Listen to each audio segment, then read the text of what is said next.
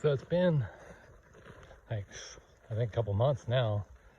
Not sure on the day, I have to check that, but the guy was supposed to come here and clean his mess up.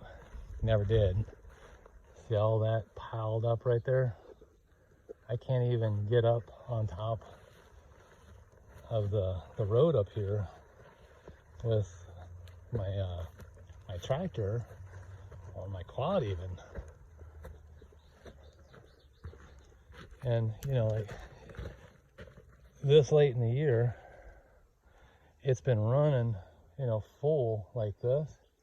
And because he dug it down so deep, I can't get water out of this canal. You know, and see what he's done for himself right there.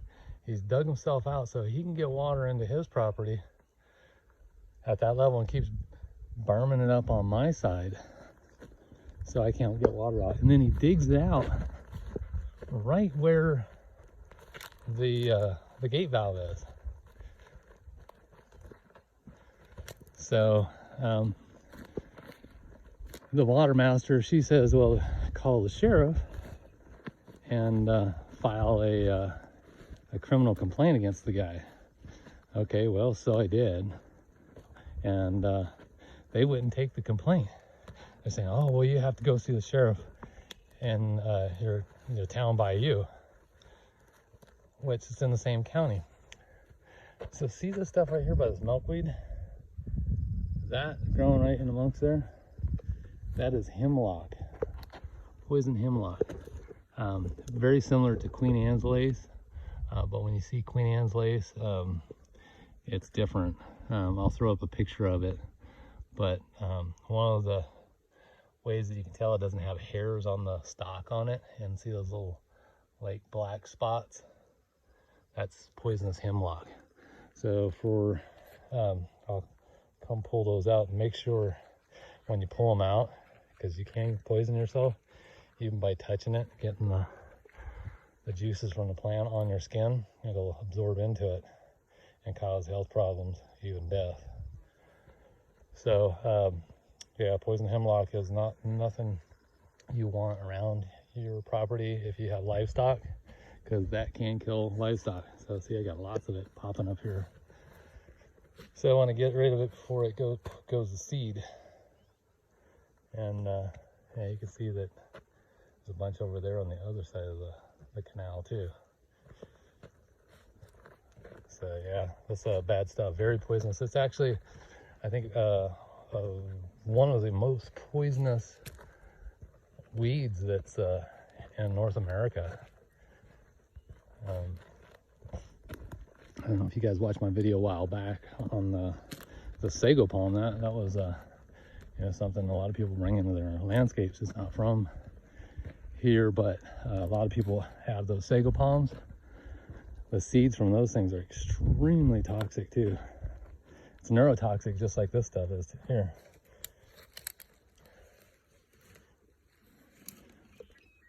And see where bottom of the gate valve is down there? I can't get any water out of that, and that's as high as the water will flow. Yeah, I haven't seen it any higher than that. And yeah, it's ridiculous. The guy dug down here so deep, you know, to try and inhibit me from getting water. You can see all the dirt that the guy dug out, and then piled up there. I was trying to clean a road through there so I can drive through, maintain along that side of the fence there. And he went and piled the shit up right there. You can see how he's dug out so much right here. And over the years, just, you know, they keep digging it out, and now the water is lower than my property, and the water should be flowing out right through there. Oh boy, there's a lot more of that poison hemlock. So yeah, I need to get in there and kill that stuff before I let the cows out here, because that is poison stuff. Alrighty. So yeah, all along the ditch here, you know, and the guy could have went on his property, dug it up and put it over on his property. Oh no, it's got to come over on my property make a mess on my property and do that. And then the guy has the balls. There's a hemlock there.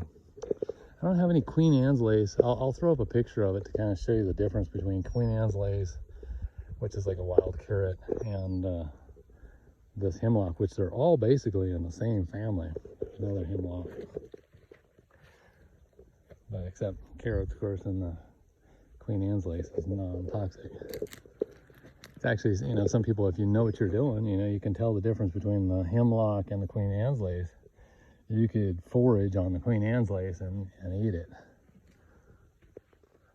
And then there's another one that's similar to it too. It's called yarrow. I can throw up a picture of yarrow. I got some of that in my yard actually.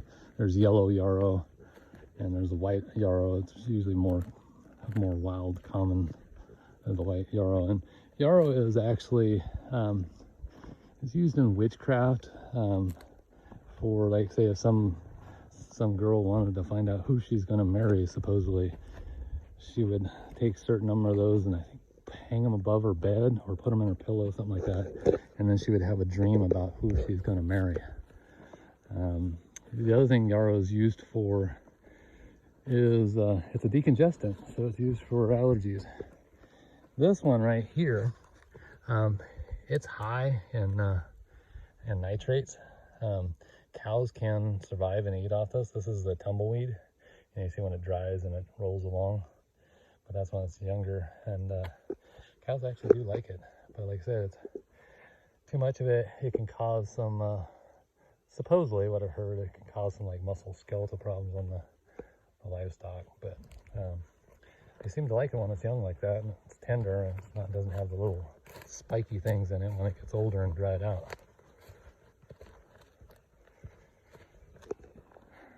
So these milkweed thistle plants right here, they're just very invasive. Supposedly, I think what I've heard, ow, man, when you hit them, they have little tiny needles. You can make like crude oil out of them. You know, there's, I think 1 acre is equivalent to a 55-gallon drum of crude oil, or oil that they can use as a crude oil. So yeah, you can see all this, you know, they burned this all up where they dug out. And then you can see, okay, look at that. You know, shows you where the less dirt that he dug out of it, cleaning it out, is right where he's getting water from it. So see, he didn't want to screw with his water flow coming into his property at all. But yet he wanted to screw with mine. You know, your typical corporate cattle owner or cattle rancher that doesn't give a shit about anybody. That's this guy. I heard one of his employees beat the crap out of him because of the crappy food that he's feeding his cattle. And you know what? You as a consumer, you're buying your meat from corporate farmers like that. Yeah. Well, anyway, sorry my ranting on it, but yeah. And then, you know, this is another thing on here. Between my neighbor on that side, this is a different neighbor, this guy here. He's really cool. So see where that cattle guard right there is, and where this one is here? We had like a good neighbor bridge that went across here, never impeded the flow, was much higher than the water. Well, when that asshole come over here to dig on the ditch, there's the bridge right there. He broke it up. Okay, so then when the water goes down, which probably, you know, in another month or two, it'll probably be all the way down, and the cow can get down in the ditch, go up along the ditch, and then come up over on the road. And that's what this guy did, was he broke this fence deal right here and left the other one open, and there was no water in the canal, so the cow just went down there and went out on the road. And then somebody, don't know if it was one of his workers, chases the cow. So the neighbor next to me over here, he sees him chasing, thought it was me, chases the cow into that cattle rancher's pasture over there. And that was when You know, the bad boy bull was locked up. He was locking him up in his that feedlot, that disgusting place. And yeah, so and then he tries to steal him. So he's telling me, well, I'll just call the cattle brander and have it declared a feral cow. I says, you know it's my cow. So you're trying to steal it? I says, what I'll do is I'll call the federal water master on you and tell them that you are impeding me from getting my water out of it, and you damaged my property. And then so he started changing his tune. And then so a while back, I don't know how the cow got out, because I didn't see any signs that it mashed down the fence. So if somebody opened the gate or what, but the cow was out over in with his cattle again. And then so I call him up. I said, hey, you know, I sent him a text. I said, hey, my cow got out, and I think it may be out with your cows out there, you know, and I see something that looks like it, you know, from the binoculars, but it's hard to tell. So I'm gonna go out and see if that's him out there. So I'm heading out there, and then I get a text back, and he says, if you're on my property, you need to leave now. You do not have permission to be on my property. I'm like, okay. So I turn around, I head back out, and then text him back. So what's that all about? You know, he's all, you know the rules. I'm like, rules? What rules? I don't follow no rules. I didn't sign up for any homeowners association or CCNRs or HOAs or nothing like that. So I follow laws, but not rules. And then he's all, I forget what he said after that, but basically, he's all, oh, you're right about that, but you know how it is, or something like that. I'm like, no, I don't. And then so I think there was nothing else after that. Then about 10:30, 11 o'clock at night, I get a sheriff shows up on my door and tell me that he's trespassing me. And I'm like, well, I want him trespassed back. And I says, I left immediately when he, you know, said that you need to leave my property.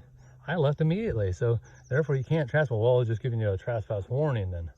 And I said, okay, well, you give him a trespass because he actually did trespass on my property and created damage. So it seems like the good old boy deal is going on here, because the sheriffs here have not been contacting me back. Called them umpteen times. Now they're trying to play interference on getting the body cam footage of the sheriff that was here, because I asked him, I said, your body cam? Okay, I'm going to be requesting that. And so they, you know, are just playing this game back and forth. And then finally I get a call back, and they're saying, oh, well, they have to send it to the district attorney to get it approved by the district attorney, that there's not an ongoing investigation on it. What kind of bullshit that? And that's been, you know, probably 3 weeks now since that, or maybe more. So yeah, and then the other sheriff, you know, when I tried to file the complaint like the water master told me to do against that guy, the water master says, you know, it's better and cheaper for me to file it in the justice court here rather than going to federal court, because if she has to file it in the federal court, then I need to get an attorney, and it'll be expensive all the way around, and she has to go file it over in Reno. So yeah, I mean, it seems like now, you know, when I've requested several times for that, I already went there in person to the substation in Dayton, and the sheriffs in Dayton were saying, oh, well, they're not going to take my complaint, that I have to go file it with one over in Urington. And so I've been trying to get a sheriff here from Urington, and he's not calling me back. So there's, you know, say, like I said, you know, they probably know this guy, which it sounds like they do. You know, they know the guy and probably have a working relationship, because the one deputy sheriff, he used to be the brand inspector, and then now he's a deputy sheriff. So, you know, this rancher's probably had, you know, a good working relationship with this rancher. So he doesn't want to file the complaint against the guy, I bet. Anyway, so that's the saga out on the farm here, but I'm not going to let it up. I'm going to keep on it, because as it is right now, I can't get water out of the canal. So I can't exercise my water rights on that canal. I'm paying for the taxes for that canal to go through my property, and this guy damaged it. So yeah, and it's obviously so he can get more water, because for each acre foot that I can draw out of that canal, that's like 300 and some gallons of water, 300 and some thousand gallons of water per acre foot. So it's a lot of water that guy's absconding. And see, he uses it out there on his property. Well, actually, it's not even his property, is what I understand. The water master said that he's leasing that property from some other guy. So, but yeah, so he just got appointed, I guess, or appointed himself as the ditch tender. Okay. So it was news to me. I didn't know he was a ditch tender. So he's now the ditch tender to tend that ditch. Well, how's he going to tend it now when I just filed a trespass order against him? Can't go on my property to tend the damn ditch. So yeah, so I'll wrap it up there. I've been ranting on this about 16 minutes now, going on 17. All right, well, if you stuck around this long, thanks for watching, and I'll throw some pictures, like I said, at the end on what Queen Anne's lace looks like and how it's compared to the hemlock. And then too, I'll throw up the yarrow on there if you're interested in that. That's the Queen Anne's lace as it's kind of folded up together. Notice the little spiky things underneath it. So here's some yarrow right here. So if you can see the difference in the leaves on it, and see the stalk on it. It has some kind of like purpley looking stuff in it, but this is definitely different here. And it just, once you look at it closely, you can tell it's different. But that's the yarrow right there. It is edible.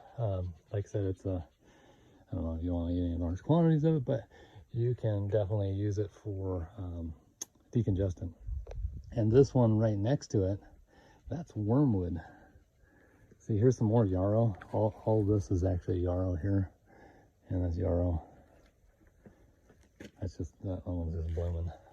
But yeah, that one there is wormwood. For those of you that don't know what wormwood is, it's used for deworming. So you can get rid of worms with it, animals and people. And they, well, I think they still make it. It came back again.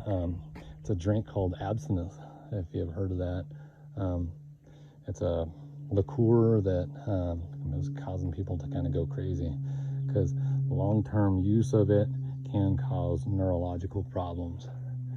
So I guess people were going kind of crazy with wormwood. And this stuff right there, that's alfalfa. See the little purple flowers on it? Not that one there, but that one. So alfalfa is actually pretty good. I mean, the cows just love it. But some people make like teas and stuff out of alfalfa as well. And it's actually pretty tasty. It's kind of has a like a legume bean type taste to it. So, yep. Anyways, this one, also the white wormwood too. The Chinese use it in cooking, like making certain kind of, right there. It's like a kind of mix it with a rice paste or something like that. There's some more of it right there. I forget what they call it. Mochi. Oh, Japanese too. They make the mochi out of it. It's like a green mochi. All right. Okay. Well, thanks. Just thought I'd throw that one up there, and I'll also throw up the one with the Queen Anne's lace next.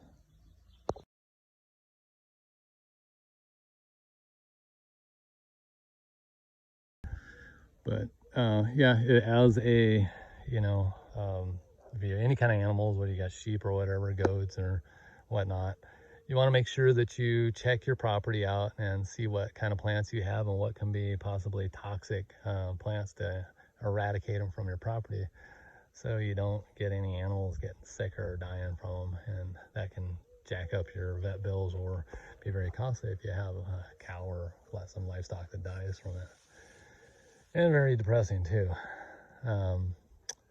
So another one is that most people don't know, it's not your wild plant, but people sometimes, I remember the first cow I got, which was Jeffrey, and when the brand inspector came out, because he was a branded cow, but it was sold as a non-branded cow at the auction, lo and behold, after got them all washed up, he had a brand, so I had to have the brand inspector come back out and inspect the brand, and then, you know, correct the paperwork on it. But he told me right then, he saw I had some oleanders on my property. He said, oh, you got to get rid of those oleanders right away. Just pull them up, get rid of them, get them out of here, you know, trash them. So I did. So one of the things, yeah, you know, I didn't know at that time that oleanders, you know, like the stuff you see along the freeways, they plant a lot of those oleanders. Those are very toxic to livestock. All right, well, appreciate it. Thanks for watching. If you like this content, please leave a comment and give me a thumbs up. If you're not already subscribed, then hit that subscription button. And if you want to be notified when new stuff comes out, hit that little bell. It'll ring the bell, so they say, and it will notify you when stuff pops up. All right, take care. Bye-bye.